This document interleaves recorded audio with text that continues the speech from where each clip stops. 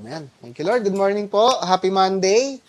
Medyo iba po ang Monday natin ngayon dahil nakapag-worship service na tayo kahapon, kaya ano kayang medyo mahaba ang ating parang normal na araw ulit, pero nakakapanibago lang. Feeling natin Tuesday na pero hindi pa talaga Tuesday. Pero thank you po kay Lord sa mga bagong season, mga bagong season na kung saan niya tayo dinadala, na may mga nagbabago pero ito po ay nawa ay patungo sa kanyang kalooban. At gusto ko lang pong i-appreciate yung inawit natin, na yung sa kabanal-banalan mo. Sa English po ito yung the holiest of all, o yung the most holy place, yung pinakabanal na lugar. Kung nabasa na po ninyo ang Exodo,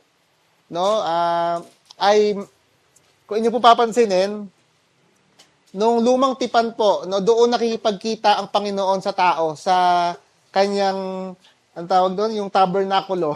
Yung po yung, ang ano po yung tent. Tent lang po noon, tolda. Na para pong may takip, nagpagawa ang Lord ng takip. At ang nakakapasok lang po doon, yung punong pari na nag-aalay siya ng dugo para sa kanyang kasalanan, sa saliyang. Kasi po, pag po ang isang tao ay lumapit sa presensya ng Panginoon, mamamatay po ang tao. Ganun po kagrabe yung kabanalan ng Diyos. Kaya po yung tao, dahil tayo ay makasalanan, hindi tayo makapag-approach. Kasi mamamatay po tayo, pero gumawa nga po ang Lord ng way para makapasok, yung taong yon, yung isang taong yon, siya po ay nililinis ang kanyang pagkatao ng dugo. Pero isang tao lang po yun, at once a year lang siya nakakapunta, kung inyo pong mababasa. Pero dahil nga po sa ginawa ni Jesus, siya po yung nag-alay ng kanyang dugo, ng kanyang katawan upang maparusahan, para kung sino man ang tatanggap sa kanya ay malilinis rin at makakapasok na rin doon sa tinatawag na kabanal-banalang dako. Kaya yun po ang ating desire na Lord, gusto ko pong pumasok doon sa karanasan na yun, kung saan ako po ay nabubuhay sa inyong presensya, na hindi po tayo malayo kay Lord, pero kundi tayo ay malapit. Yun po yung desire namin sa bawat isa sa atin. At kanina nga po nung nagpe-pray kami ni Pastora Ara, yun rin yung talaga iniiyak namin kani Lord. Ayaw po namin ma-distract ng ibang mga bagay. Gusto po namin manatili sa presensya ninyo. Kaya po, talagang thank you Lord, dahil kahit po sa amin rin na matatagal na kaming mananampalataya, pinapaalala lagi ng Lord na gusto niyang makipag-ugnayan sa atin on a personal level. Gusto niya po tayong iangat. Gusto niya tayong iangat sa level niya para magkaroon ng fellowship, ng ugnayan. Kaya po, ngayon, sakto po, siguro po si Lord lang rin ang nag-lead, ay hindi po muna ako magsasalm ngayon. Kaya baka po iba sa atin nagbasa ng Psalms 11. Ako rin po kanina, nag-review rin ako ng Psalms 11, pero sabi ko parang hindi yata ito yung nafe-feel ko na i-share. So more on yung napag-decidean ko po kanina na parang recap na lang nung message natin kahapon para mas manamnam. Kasi po meron pong related. Kung inyo nga pong babasahin yung Genesis to Exodus to Leviticus, Numbers, basta po yung buong libro ng Biblia, ito po ay para meron silang iisang tema. At yun po ay tungkol sa pag-redeem o yung pagtutubos ng Diyos sa tao na gusto niyang ibalik. Ito po ang Biblia po ay tungkol sa Panginoong Hesus, tungkol sa kanyang ginawa para sa tao na gustong i-redeem, gustong bawiin. Di ba pag tayo ay tutubos na isang bagay, para bang isang sinanla, ganun. Sa'yo dati, pero i-redeem mo. Ganun po yung ginawa ng Lord sa atin, sa ating mga tao. Tayo po talaga isa Panginoon, tayo ay ginawa ng Panginoon, ngunit tayo ay para bang na isang na dahil sa kasalanan, na ibenta tayo, na binenta natin ang ating sarili, ang ating kalayaan, ang ating yung kabanalan ay dahil sa ating sariling pagkakamali, pero gusto tayong tubusin ng Panginoon ulit. At yun po yung storya ng Biblia, na napakagandang storya. At yun po yung gusto nating muling balikan na reviewin. Ngayon po, kayo po magsasalita. Ayan. Gusto ko pong marinig namin ng inyong mga boses. Kumbaga sa school, meron tayong recitation, Ano po ito, Pwede rin po magtanong. Alam niyo po ba ang isa po sa sign na ang isang mag-aaral ay talagang nakatutok sa kanyang pinag-aaralan, siya ay nagtatanong. Kasi merong, ano lang, dalawa lang yan eh. Or pwedeng tatlo. Yung isa, hindi nagtatanong kasi alam na niya talaga. Yung isa nagtatanong kasi gusto talaga niya matuto. Yung isa, hindi rin nagtatanong kasi talagang hindi niya naunawaan. Hindi niya alam yung tatanong kasi hindi rin naunawaan. Pero alam ko, meron po tayong tanong o baka alam niyo na. O kung baka naman naunawaan niyo na rin. No, pero yung importante po gusto nating matutunan ng isang bagay. Kaya kahapon po nung nag-share ako tungkol nga dun sa ating message na where are you, no? Di ba po? Lahat naman yata tayo, sino na lang po yung wala kahapon? Siguro si Kuya James po, no? Kasi kayo po yung nabantay. Kaya si Kuya James baka makikinig na lang muna. Pero kung meron din po kayo katanungan po, pwede rin po. Yan sila Hazel, ando naman. Para ando naman po halos lahat sa atin, no? Kaya, kung niyo pong mapapansin, yung atin pong mensahe kahapon ay na-divide natin into 4 sections. Yung una nga po, na-share ko kahapon na ang lahat ng nilikha ng Diyos ay mabuti. Di ba po naalala niyo nung Genesis, no? Ginawa po ng Lord ang lahat ng bagay at kanya nabanggit, no? Mabuti, mabuti. At ito ay mabuti, no? Na-please si Lord, na natuwa si Lord sa kanyang ginawa. Tapos yung sa part 2, yung binigyan niya ang tao ng kaisa-isang utos. Ano po ulit yon? Yung utos na yon? Ayun, mamaya, sasagutin niyo yon. Kaisa-isang utos lang. Tapos, pangatlo, kaso nalabag yung utos na yun. May nangyari, no? May nangyari doon sa storya na nalabag yung utos na yun at pumasok ang kasalanan. At ngayon, ano yung naging tugon? Nagtago yung tao. No? Gumawa siya ng pantakip sa kanyang sarili. Tapos, naghanap ang Diyos sa kanila. Ngayon, medyo iaano natin siya. Medyo gusto natin siyang ma-unpack para ma-explain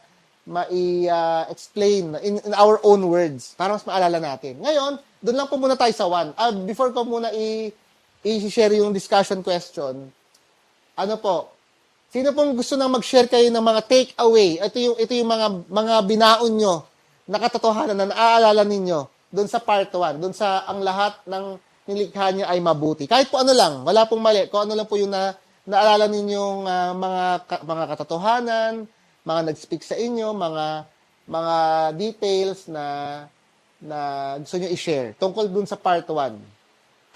Kahit ano lang po, kahit po maikli lang, kahit isang katotohanan, dalawang katotohanan. Sino mo gusto mauna? Dun sa part 1, yung mga na-realize ninyo. Dalawang kamay pa. Asan yung Sige. Sige, si Ate Mitch. Para marinig nila ba? Medyo lakas na ba rin? Sa umpisa pa lang po, ipinakita na dun na walang nilikha ang Diyos na masama. Lahat talaga ay mabuti. Lalo na nung likhain niya ang tao, na yung mga nilikha niya, mga bagay na nakikita ng mata ng tao is para din sa kapakanan ng tao. Wala talagang kahit na anong pangit kasi binigyan niya ng liwanag yung dilim. Diba po nung panahon na yun, wala pang liwanag, wala pang araw. Pero binigyan niya ng liwanag. Pinaghiwalay niya ang lupa at saka ang dagat. dagat. Tubig. Ang galing lang po talaga ng pagkakalikha sa mundo na kung iisipin natin, tayo talaga yung naging masama eh. Hindi talaga yung nilikha. Yun lang. Yun. So, thank you Ate Mish, no? Yung sa na-share ni Ate Mish na talagang sa simula pa lang, ang maganda talaga, no? Mabuti talaga ang nilikha ng Lord na ako nag-agree ako doon, no? Na tayo lang talaga yung sumisira o yung nagiging dahilan bakit may mga pangit sa mundo. Pero ang Lord ay mabuti ang kanyang ginawa. Meron pong gusto magdagdag? Meron pa pong gusto magdagdag ng inyong naalala kahapon doon sa part 1 po na to? Meron ba po? Sige. Kasi after nito, pwede tanong. Sige, sa question na tayo kung ano. Para na rin doon sa iba na siguro, nilikha ng Diyos ang lahat na mabuti. Pero bakit kahit na nilikha ng Diyos na mabuti ang lahat, kasama na ang tao? bakit naging masama pa rin ang tao? Yun. Bakit daw naging masama yan? Yan yung sasagutin ni Ate Ara. Joke lang. Pinasa bigla sa iba, no? Okay. Yan yung mga katanungan gusto namin. No? Kung mabuti ang lahat ng ginawa ng tao, ba't sila naging masama? No? Bakit naging masama? So, ano yung... Teka lang. Ay, sige, hindi. Mamaya, sagutin muna natin yung tanong ni Ate Mitch. So, ang tao po, merong purpose ang Diyos kung bakit ng Diyos ginawa ang tao. At yun po ay makipag-fellowship. Kasi po, si Lord, hindi niya po kailangan ng tao. No? Si Lord, si God po, ang Diyos Ama, ang Diyos Anak, ang Diyos Banal na Espiritu, sila po ay, isang Diyos lang sila, pero within themselves, meron ng, kumbaga, pag-ibig. No? Yung Diyos yung Diyos Ama sa kanyang anak. Kumbaga, po sila, by themselves, meron silang talagang relationship. No, merong yung pagmamahal ng isang ama sa isang anak, no, merong yung Holy Spirit na nagse-serve na yun yung spirito ng Diyos, no.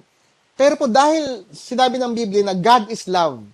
Pag po sinabing love, ito po ay yung full expression nun ay maibibigay lang kung meron kang mamahalin. Kasi kung yung self-love lang, parang hindi siya masyadong, ano ba to? Hindi siya fulfilling. Kailangan mo ng isa pang separate sa'yo, doon mo ibubuhos yung love mo. No? Yun yung talagang tunay na expression ng love. Hindi yung parang sarili mo lang. Ano po yun? Hindi po yun talaga ang ultimate expression ng love. While merong healthy form of self-love, pero ang totoong love, na naintindihan natin yung pagbibigay ng love sa isang tao. Ngayon, dahil po ang Diyos ay punong-puno ng pag-ibig, kaya siya gumawa ng tao. Gusto niyang ibuhos yung kanyang pag-ibig doon sa mga tao. Ngayon, para magkaroon ng love, for example, gagawa po ako ng example, magaling akong scientist at engineer. Gagawa ako ng robot na AI, di ba po mayroon mga AI ngayon na mukhang tao, pero i-command ko siya, love me. Mahalin mo ko na parang isang tatay. Ako yung tatay mo ngayon na bigyan mo ako ng love ng isang anak. Sa tingin niyo po ba, true love yon na ako lang yung nag-program, I love you, Tay. I love you. Mahal kita. Yun, parang ako yung nag-program kung ano yung sasabihin nung ginawa kong creation. Sa tingin niyo po ba love yon? Hindi, di ba? Kasi parang kung ano lang yung gusto kong response nung anak ko na yun na ginawa ko, ako lang din ang gumawa. Magkakaroon lang talaga ng true love kung may choice. Kung may dalawang choice na mahalin o hindi, yun talaga ang love. Na merong, ito baka term nyo to na naririnig na, yung tinatawag the free will. No, na ginawa ng Diyos ang tao nang may kapasidad na pumili.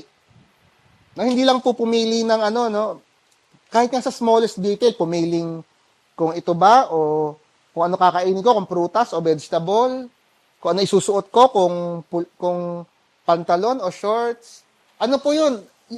Ang isang tao, yun po ang unique, yun ang nagsaseparate sa kanya sa isang hayop. Yung hayop po, wala silang tinatawag na free will na pagpapasya. Ang meron sila, instinct lang. Kung ano yung nature nila, yun yung pipiliin nila. Example, pagka hinainan mo ang aso ng karne, tsaka gulay, hindi yun parang tao na, ano kaya pipiliin ko? Mas healthy yata ang gulay, sige gulay muna. Pero ngayon, parang stress ako ngayon, sige magkakarni nga muna ako. Hindi po ganun ang hayop. Ang hayop, wala silang tinatawag na yung free will. Sila ay instinct lang. Dahil ginawa sila bilang, example, isang lion or carnivore. Kumakain talaga sila ng karne. Pero pag ihain mo, kahit na lagyan mo ng magandang luto yan at presentation, hindi nila kakainin yan kasi hindi po sila ganun ng ginawa. Pero tayo mga tao, tayo ay ginawa sa wangis ng Panginoon na merong pagpapasya. May magpasyang pumili ng isang bagay. Ngayon, yun po yung possibility po na yon ng pagpapasya, doon nagkakaroon ng, kumbaga, ng possibility na magmahal. Yun nga lang, nagkakaroon din yun ng possibility na pumili ng iba. Yun po yung ano nga ni Ate Mitch na ba't pumasok yung kasamaan ngayon. Dahil meron na tayong choice, nag-open na rin yung possibility na matukso. Na mali lang tayo kasi nga yung pagpili, ano yan may pwedeng hindi lang yan calculated decision. Di ba minsan tayo ay pumipili sa ating isip, minsan tayo ay pumipili sa ating puso. Minsan yan ay naglalaban, gusto ng isip mo. Pagka kinalkula mo yung kinalkula mo pero logically, ito dapat ang piliin ko. Pero yung puso ko, yung emosyon ko, parang gusto yun. Kaya puro, di ba, nung naalala niyo yung storya, nung hinainan si Eva, nung ahas, maganda yan, masarap yan. Pag kinain mo yan, para binibigyan siya ng mga, yung nakakaano sa emosyon niya, tsaka sa isip niya na, magiging, kagaya ka ng Diyos. Pag kinain mo yan, magiging ganto ka. So yung sa isip tsaka sa puso, pwede pala tayong malinlang. No, pero may possibility rin na tayo talaga ay mag-say ng no. Hindi. Ito ang sinabi ng... So, dahil po sa pagpapasya, sa kakayahang magpasya, ang daming nag-open na possibilities. No, ang daming nag-open. Whether for good or for bad. Ngayon, ang punto doon, depende sa tao. Ang problema po, tayong tao, tayo yung pumili na sumuway doon sa utos ng Panginoon, kaya pumasok ang kasalanan. Pumasok ang kaalaman sa kasalanan at hindi po doon natapos. No, after ng isang kasalanan, sumunod ang isang kasalanan, sumunod ang isang kasalanan, nanganak nagkaroon ng mga supling sila Adan at Eva. Hindi lang po si Cain at Abel, marami po sila naging supling at dumoble, nag-compound. Kumbaga, yung pagkakasala hanggang andito po tayo ngayon. Kaya po may mga sakit, may mga patayan, ito po ay dulot ng pagsuway sa kautusan ng Diyos. So, para isa pa lang, ang dami na. No, kaya, yun po yung dahilan. Dahil sa isang maliit na pagsuway, minsan po, yun ay palaki ng palaki, parang palala ng palala, ng palala, ng palala, ng palala. Kaya po minsan, ang isang pagsuway, alam niyo po ba, isang parang feeling mo, unti lang naman. Pero hindi mo alam, unti-unti kang dadali, no? Sa hindi maganda. Parang ganun po ang nangyayari sa tao. Noong una po, napakaliit lang. No? Huwag lang kakain ng prutas, pero ngayon, saan tayo dinala nung maliit na kasalanan na yon? Ang dami na po. Kaya po, ang gusto ko pong challenge sa atin, yung isang maliit yung decision ngayon, no, makaka-apekto po ito sa napakaraming mga tao. Hindi lang natin alam. No, at ang ating anak, ang ating apo, ang ating kaapo-apo-apuhan, no, kung ganun po ang nangyayari, ganun po ang ginagawa ng kasalanan. Ngunit, kung tayo po ay susunod sa Panginoon, yun rin po ay magkakaroon ng magandang, down the line, ng magandang effect. Kaya nga po ang sabi doon sa Roma, no, yung dahil sa pagsunod ni Jesus, yung mga sumunod kay Jesus na ay magkakaroon ng buhay dahil nga po sa pagsunod. Kaya yun po, gusto tayo ibalik ng Lord doon sa estado nga na yun. So, thank you, Lord. Thank you, Ate Mitch, sa iyong katanungan. At alam niyo po ba sa Genesis, napakarami pong pwedeng itanong, no, na ang tawag doon, mga existential question, mga tanong tungkol sa buhay na minsan ay hindi natin napapansin. So, yun po, no, I think malinaw naman na po yun, no, yung one, na mabuti ang Diyos, pero tayo nga po ang pumili. So, meron po ako sana ditong tanong na, paano Ate Ara? Yung sa under sa one, naniniwala ka ba na ang lahat ng nilikha ng Diyos ay mabuti? Paano mo ito nasabi? Dapat po sana po masagot natin ito, no, na hindi lang po tayo naniniwala sa sinabi ko, kundi alam natin sa sarili natin na ang Diyos ay mabuti. Ngayon, sa inyo pong sarili, paano po ninyo nasabi na ang lahat ng nilikha ng Diyos, no, ay mabuti? Kasi nga na tayo kasi siguro iwan ko na lang po sa inyo tong question na ito, no, paano, no, Lord, gusto ko pong gusto ko pong maintindihan ang kabutihan niya. Kasi nga po lahat tayo, ang nakalakihan na natin ay parang baka lumaki tayo sa tahanang magulo, lumaki tayo sa tahanang tayo ay baka sinasaktan o sa sa tahanang mahirap, no, na ang hirap ng buhay, tayo ay nasisigawan, tayo ay hindi tayo nakakaranas ng kabutihan. So ito po, no, ito po yung maging ano natin, itong tanong na po na ito, nawa ay masagot natin, no, na oo nga, ang Diyos ay mabuti pa rin. Ang Diyos ay, ang lahat ng nilikha ng Diyos ay mabuti. So, iiwan ko lang po muna ito sa inyo para po ating mapagmuni-munihan. Kasi po, to save time rin, no, dahil napahaba tayo dun sa unang question. So, yung number 2, yung sa part 2 po,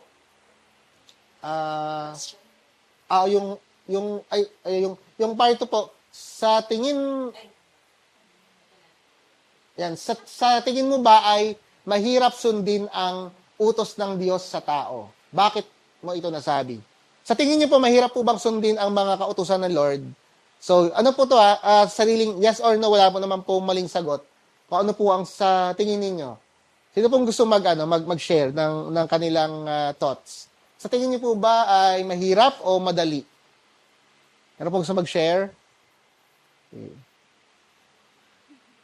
Sige, si Ate Imagine. Ano po to sarili ano nyo lang, kasi po minsan maganda rin na ano natin yung ating mga nasa Pasensya na puso. po sa sagot. Okay lang po, okay lang po. Sa akin po ay mahirap pong sumunod minsan kung may mga bagay po sa sarili, may sarili pong mga kagustuhan. Mm. Yun, thank you po. Thank you, ate. So ano po, no, actually totoo po yun, no, mahirap talagang sumunod. Pag meron kang sarili mong gusto, tas iba yung gusto ni Lord, syempre ang logical mo na susundin ko na lang yung gagawin ko kasi buhay ko naman to. So doon po nagkakaroon ng conflict, no? Doon sa kung ano ang gusto ko, tsaka ano ang gusto ng Lord. So thank you, Ate Imagine, no? Si Ate Imagine, nagre-represent po yung sagot niya sa lahat sa atin. No, ganun po tayo. Gusto natin na sundin yung gusto talaga natin. Kaya, thank you, Ate Imagine. Meron tayong makukuha ang mga katotohanan na pwede rin pag-isip-isipan. Meron pa pong gusto mag-share? No? Meron po ba nagsasabi na hindi mahirap? Na hindi mahirap sundin? Meron po? Ikaw Ate Mitch. Hindi naman, wag nyo kung ano man yung sagot yun ay for discussion purposes only. Siguro po sa iba, masasabi nilang madali lang. Mm-mm. Madali lang kung talagang gugustuhin natin at kung talagang pipiliin natin. Pero, mahirap po siya, lalo na kung hindi tayo nag-aaral ng salita ng Diyos. Magagawa lang natin siyang sundin talaga pagka talagang sinaliksik natin yung salita ng Diyos. Kasi doon natin makikita na lahat talaga ng bagay na ginawa ng Diyos ay para sa ikabubuti natin. Maging yung mga utos niya, para yun sa ikabubuti din natin. Hindi niya yun inilagay dyan sa Biblia para lang basahin, para lang sabihin, batas ng Diyos yan, kundi para din sa kaligtasan natin. Kaya lang, dahil nga nandun yung yung free will nga, meron tayong kalayaan na piliin na sundin yun o hindi. So, nasa atin pa rin talaga. At bilang nandito sa katawang lupa na makasalanan, mahirap siyang sundin dahil nandun yung kahinaan na mahirap pagtagumpayan. So, meron ng keyword, no, yung kahinaan, no? Na gusto ko pong yun na, yes, meron tayong free will, pero at the same time, meron tayong yun ang kahinaan. Mahina tayong pumili kung ano ang tama. Kaya nga po, yung kahinaan na yun, ang sagot doon yung kalakasan na nanggagaling kay Lord, na yun po yung ginawa ni Jesus, na bigyan tayo ng kalakasan, no, doon sa pagpili. Yun. In relation nga doon sa shinare ni Ate Imagine tsaka ni Ate Mitch, na parang it all boils down sa kung ano yung mahal natin, kung ano yung love natin, kung ano yung iniibig natin. Doon tayo mas naka-incline, sumunod. So kung mahal natin ang Lord, kaysa sa sa sarili natin, sa mga pangarap natin sa buhay, sa mga tao nasa paligid natin, mas magkakaroon tayo ng kalakasan ng kagustuhan na sumunod kahit minsan parang mahirap, magagawa natin. Pero kung ang pag-ibig natin ay mas nananaig sa mga sarili nga nating gusto, sa mga ibang tao sa buhay natin, katulad nga nung nangyari kay Adan, mas inibig niya na si Eva nung time na yon. Mukhang love story man siya, no? Pero mali yung priority ng pag-ibig ni Adan. At ganun din tayo. Minsan mali yung priority ng pag-ibig natin. Kaya doon lalong mas nagiging mahirap sumunod sa Lord. So, yun. So parang yun yung I think punot dulo doon. Ano yung love natin? Sino yung love natin? Thank you, Ate Ana. Kaya nga po no? Sino na po ditong naranasan nyo ma-in love? Sure. Walang na-in love dito. Hindi. Joke lang. Ano na po yun? Alam na natin yun, no? Iba po pagka na-in love kayo, talagang, kahit sa bundok ka pa nakatira, pupuntahan kita. Kahit na bugbugin ako ng tatay mo, so marinig ko lang yung boses mo. Mga ganun yung mga banat dyan. Kahit na maglakad ako hanggang mula dito sa Quezon hanggang sa Naga. Basta makita lang kita. Basta makita ko yung mga ngiti mo. At di ba kasi po yung love, yun yung nagbibigay sa atin ng dahilan, ng lakas, para gawin ang isang bagay. Kahit imposible. Dahil mahal mo yon yung sabi nga ni Pastora Ara, gagawin mo siya. Lahat hahamakin mo para sa pag-ibig. Ang problema nga lang, alam ng kaaway yon. Alam mo yung kaaway ng Diyos. Kaya usually, yung love na yon gusto niyang i-redirect sa iba. No, kasi nga yung sabi ni Pastora Ara, kung ano yung love mo, kahit ano paglalaban mo, no, minsan kahit si Lord pa yan, minsan meron pong ganun tao, kahit mapunta man ako sa impyerno, basta magkasama tayo. Meron pong ganun, may nagsasabi pong ganun. No, sige, kahit na, basta magkasama tayo, kahit sa impyerno pa yan, okay lang. Naku, hindi po nila alam ang kanilang sinasabi. Kaya nga po importante na, yung sabi ni Ate Mish, nagbabasa tayo ng Word of God, kasi malilin lang po talaga tayo. Hindi po lahat ng bagay ay tungkol sa love. No, meron nga pong sinasabi na because God is love, love is God, magkapareho lang daw po. Hindi po, mali po yun. Hindi po love ang God natin. Kung hindi po love yung ating sinasamba, kundi si God siya ang pag-ibig. Sa Kanya lang natin talaga mararanasan yung tunay na pag-ibig. Kaya po, ayun, kung saan-saan na po napunta ngayon ang ating mundo pagdating sa love. No, kaya po, pero ang punto po, totoo po, doon po nanggagaling ang lakas upang sumunod sa Panginoon. Pag na-realize natin yung love ng Lord sa atin, at talaga naniwala tayo na alam natin sa ating puso na Panginoon, mahal mo talaga ako. Kaya gusto kong ibalik yung pag-ibig na yun sa'yo. Yun po yung nag-aano sa atin, kaya tayo sumusunod sa Lord. Kaya, okay, so, yun nga po, ang sagot po talaga, Tito, walang yes, hindi no. Minsan yes, minsan no. Depende sa estado ng ating puso. Kaya ang point lang po natin na tignan natin sa Word of God kung ano ba yung ginawa ng Diyos para sa atin, para pag nalaman natin, ano pala, yung pag-ibig pala ni Lord ay grabe para sa akin. Kaya mamahalin ko rin siya. So, fast track na tayo, no? Kung ito madali lang pong sagot to. Kung ikaw ang nasa posisyon at sitwasyon ni Adan o Eva, sa tingin mo ba ay may pagkakaiba kaya ang iyong magiging tugon sa utos na binigay sa iyo ng Diyos? Bakit mo ito nasabi? Sa tingin niyo po, kung kayo si Eva o si Adan, nung panahon na yon na kayo yung unang taong ginawa, no? Imagine niyo kayo yung sa tingin niyo po ba pareho ang inyong magiging tugon na kakainin niyo rin yung prutas o hindi? Hindi ko kakainin yan. Sa tingin niyo po, sino pong gusto mag-share? Ano po? Wala pong mali. Kung ano lang po yung inyong nasa puso. Sa tingin niyo po, pero pong gusto mag-ano? Sino? Si Ate Chona? O Jonah? Tingin niyo, nakapaisip ba kayo? Lord, dapat ako na lang yung nilagay mo dyan para hindi tayo nagkaano-ano dito. Kasi ako kaya ko yan. Hindi ako mahilig sa prutas po kasi. Kaya, ano po gusto ko? Isaw gusto ko kaya. Meron nga pong joke Kung ang Pilipino daw po yung ginawa ni Lord, na Adan at Eva, yung ahas daw yung kakainin niya, hindi daw yung pulutan. Iihawin daw niya yung ahas. pero joke lang daw po yun, no? Kaya, siguro no? Kaya, buti na lang po hindi Pilipino yung kanyang ginawa. Kundi, oo nga. O baka isaw, no? Kasi, mukhang isaw to, Iyan nga natin. Kaya, nga, nakakatakap to. Ano bang nagbebenta dito ng ano? Ako po, hindi po ako kumakain ng isaw, kaya, yan.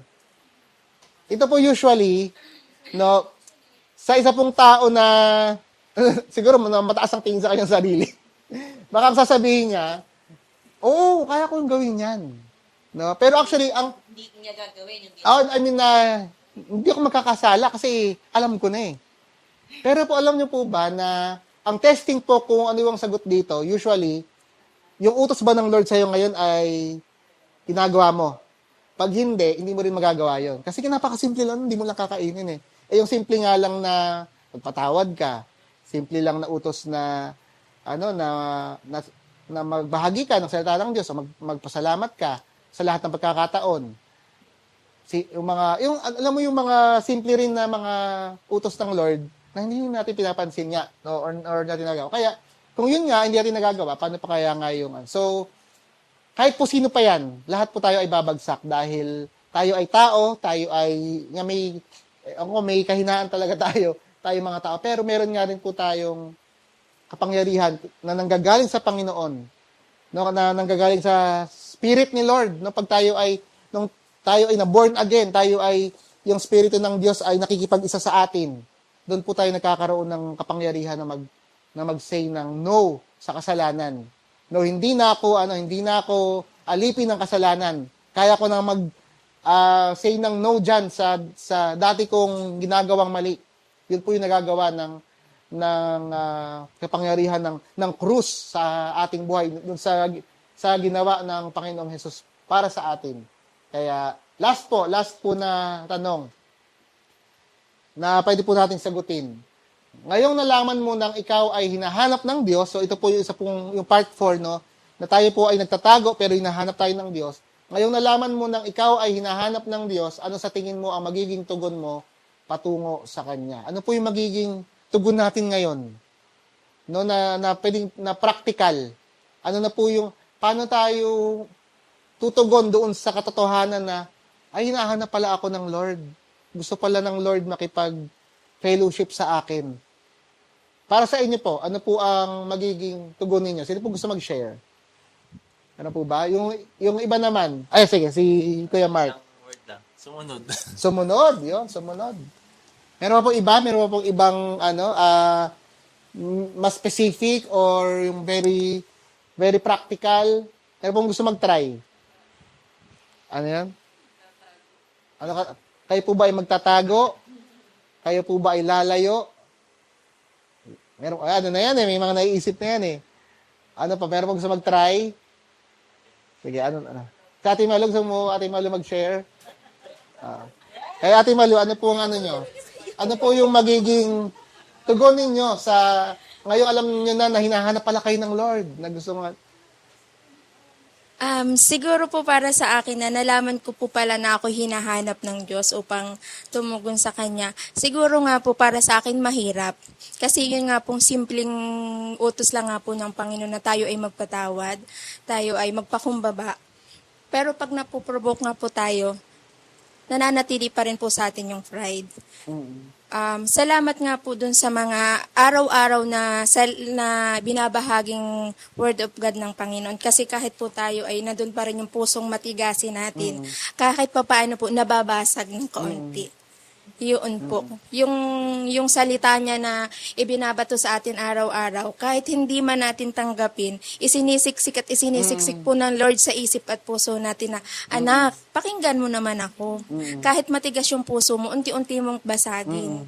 Yun po, kahit ikaw ay magtago man, kahit nasaan ka man, hahanapin kita. Yun po, salamat po sa Panginoon. Thank you po, Ate Malu.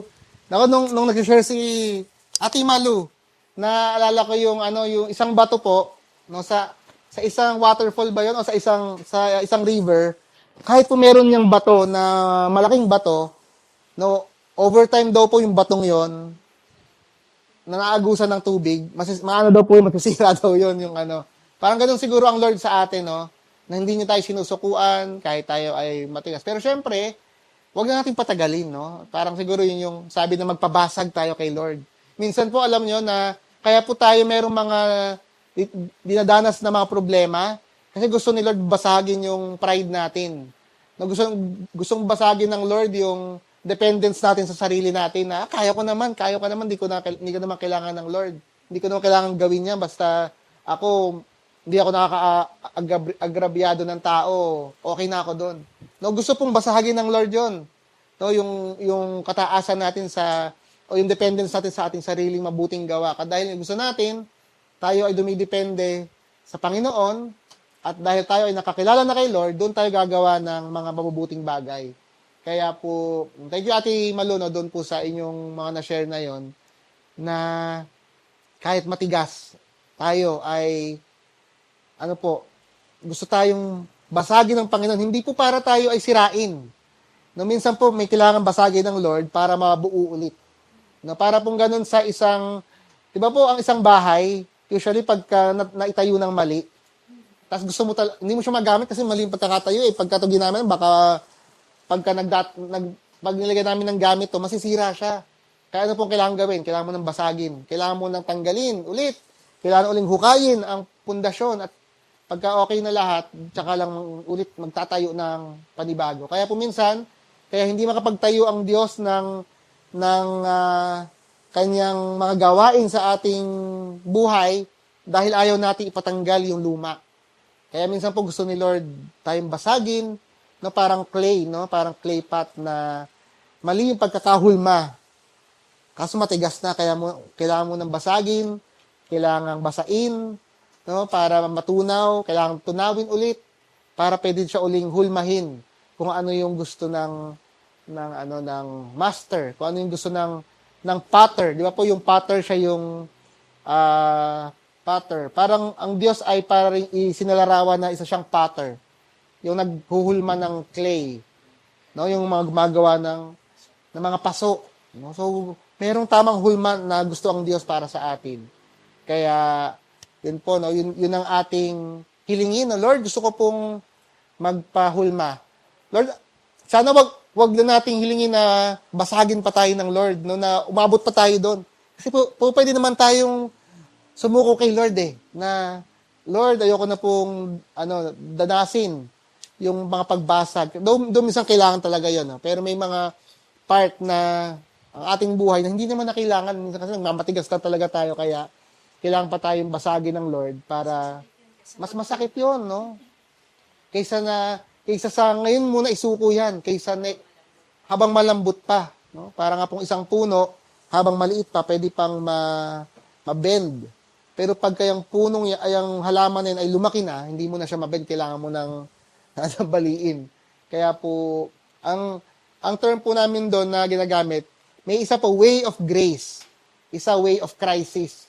Para po sa patungo sa kalooban ng Lord. Minsan, pag tayo po ay disobedient, pag tayo ay matigas, papadaanin tayo ng Lord sa way of crisis, na magkaka-crisis sa ating buhay, para lang matauhan tayo. Para ganun po yung nangyari sa akin tito. Bago siya magbalik sa Panginoon, kailangan muna niyang mag-heart attack, kailangan muna niyang ma-opera ng napakasakit at napakamahal at After nun, dun siya nakakilala sa Lord. Pero meron namang iba, no, hindi na kailangan danasin yun dahil sila isubuko na agad kay Lord.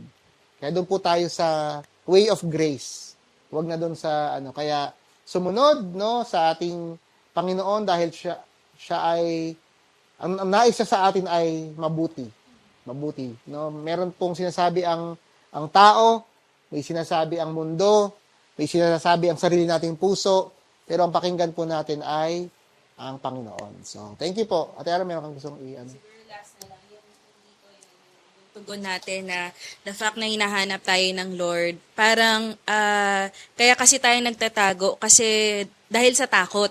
Takot tayo na baka anong sabihin ng Lord or anong gawin niya sa atin. So may pagkatakot tayo. Pero ngayon na nalaman natin na hinahanap pala niya tayo dahil gusto niya tayong ibalik. So yung takot na yon ay napapalitan ng ibang klaseng takot, no? Yung pagkatakot sa Panginoon na nais mong, kumbaga nais mong sumuko na sa Kanya. No? Nais mong, hindi na yung takot na nagpapalayo sa atin sa Kanya, pero yung pagkatakot na mas lalo pa tayong lalapit sa Kanya. So, yun yung isang mahalagang, kaya importante na malaman natin to, makilala natin ang Lord. Naalala ko po sa personal namin na nabuhay ni Kuya Maui, kapag halimbawa ay may nagagawa kaming mali sa isa't isa, personally ako may nagawa akong mali, at inuudyukan ako ng Lord na sabihin sa Kanya.